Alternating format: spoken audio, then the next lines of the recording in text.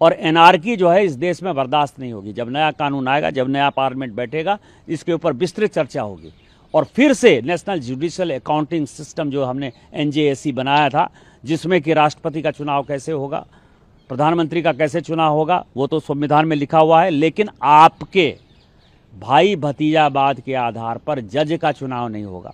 Schedule caste जज नहीं है, शेड्यूल ट्राइब जज नहीं है, OBC जज नहीं है। मैक्सिमम 78-80% जो है, 78-80% जो है केवल और केवल जो है सवर्ण जाति के जो है जज बैठे हुए हैं और आप अपना कानून चलाओगे। ये कानून नहीं चलेगा। इस देश में जितने गृह युद्ध हो रहे हैं उसके जिम्मेवार केवल यहाँ के chief justice of India Sanjeev Khanna साहब हैं। आप जब राम मंदिर का विषय होता है तो आप राम मंदिर में कहते हो कि कागज़ दिखाओ, कागज़ दिखाओ। कृष्ण जन्मभूमि का मामला आएगा मथुरा में तो कहोगे कागज़ दिखाओ। आप जब शिव की बात होगी, ज्ञानवापी मस्जिद की बात आएगी, कागज़ दिखाओ। और आज केवल आप मुगलों के आने के बाद जो मस्जिद बने हैं उसके लिए कहते हैं कि आप कागज़ कहाँ से दिखाओ। इस देश में धार्मिक युद्ध भड़काने के लिए केवल और केवल सुप्रीम कोर्ट जिम्मेवार है। सुप्रीम कोर्ट का एकमात्र उद्देश्य है show me the face will show you the law. Supreme court अपनी सीमा से बाहर जा रहा है। सुप्रीम कोर्ट की सीमा ये है कि भारत का संविधान जिस कानून को बनाया उस कानून की उसको व्याख्या करनी है, और यदि वो व्याख्या नहीं कर सकती है और सब कुछ के लिए सुप्रीम कोर्ट जाना है तो इस संसद का कोई मतलब नहीं है, विधानसभा का कोई मतलब नहीं है, उसको बंद कर देना चाहिए। एक आर्टिकल 377 था जिसमें होमोसेक्सुअलिटी जो है एक बड़ा अपराध था। अभी ट्रंप एडमिनिस्ट्रेशन आया है, उसने क्या कहा है? उसने कहा है कि इस दुनिया में दो ही सेक्स है, या तो मेल है या तो फीमेल है। ट्रांसजेंडर की उसने बात नहीं कही, होमोसेक्सुअलिटी की बात नहीं कही। पूरी क्रिश्चियन कम्युनिटी हो, पूरी हिंदू कम्युनिटी हो, पूरी मुस्लिम कम्युनिटी हो, पूरी बुद्ध हो, जैन हो, सिख हो, सभी ये मानते हैं कि होमोसेक्सुअलिटी एक अपराध है। सुप्रीम कोर्ट ने वन फाइन मॉर्निंग कहा कि नहीं, ये केस हम एबॉलिश करते हैं, ये आर्टिकल एबॉलिश करते हैं। हमने IT एक्ट बनाया। IT एक्ट में सबसे ज़्यादा दुखी कौन है? महिलाएं हैं, महिलाओं के पौर्ण आते हैं, बच्चे हैं, बच्चे के पौर्ण आते हैं, उनकी सेक्सुअलिटी के बारे में जो है हंगामा होता है। एक दिन सुप्रीम कोर्ट खड़ा होता है, वो कहता है 66 से ख़त्म कर दिया हमने, IT एक्ट ख़त्म कर दिया। अभी आप समझिए, मैंने आर्टिकल 141 का बहुत बड़ा जो है अध्ययन किया है। आर्टिकल 141 कहता है कि हम जो कानून बनाते हैं, हम जो जजमेंट देते हैं, वो लोअर कोर्ट से लेकर सुप्रीम कोर्ट तक लागू है।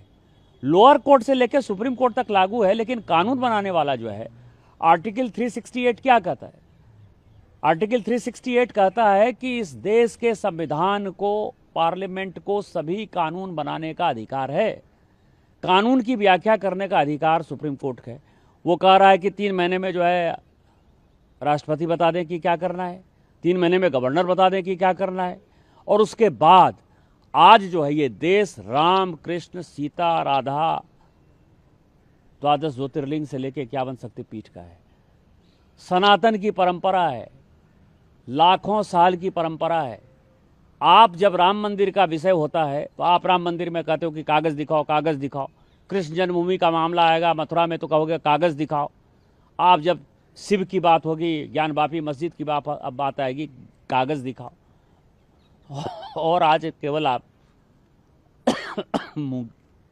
मुगलों के आने के बाद जो मस्जिद बने हैं उसके लिए कहते हैं कि आप कागज़ कहाँ से दिखाओ। इस देश में धार्मिक युद्ध भड़काने के लिए केवल और केवल सुप्रीम कोर्ट जिम्मेवार है। सुप्रीम कोर्ट का एकमात्र उद्देश्य है show me the face will show you the law.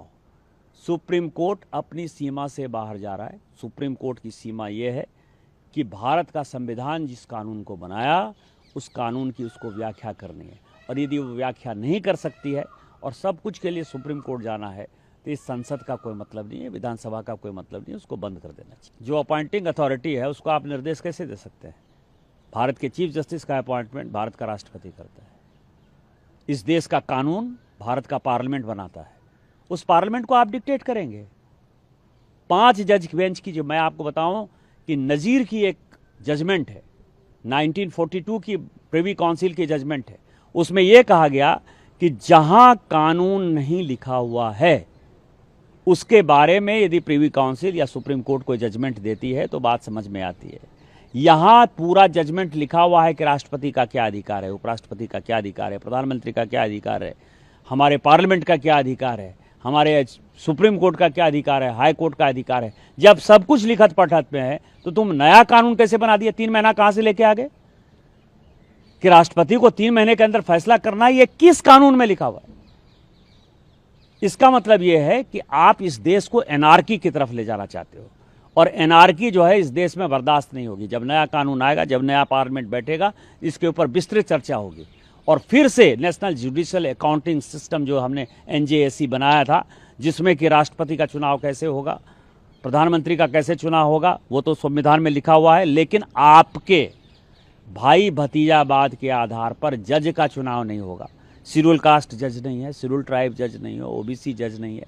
Maximum 78-80% जो है, 78-80% जो है केवल और केवल जो है सवर्ण जाति के जो है जज बैठे हुए हैं, और आप अपना कानून चलाओगे। ये कानून नहीं चलेगा। इस देश में जितने गृह युद्ध हो रहे हैं उसके जिम्मेवार केवल यहाँ के chief justice of India Sanjeev Khanna साहब हैं।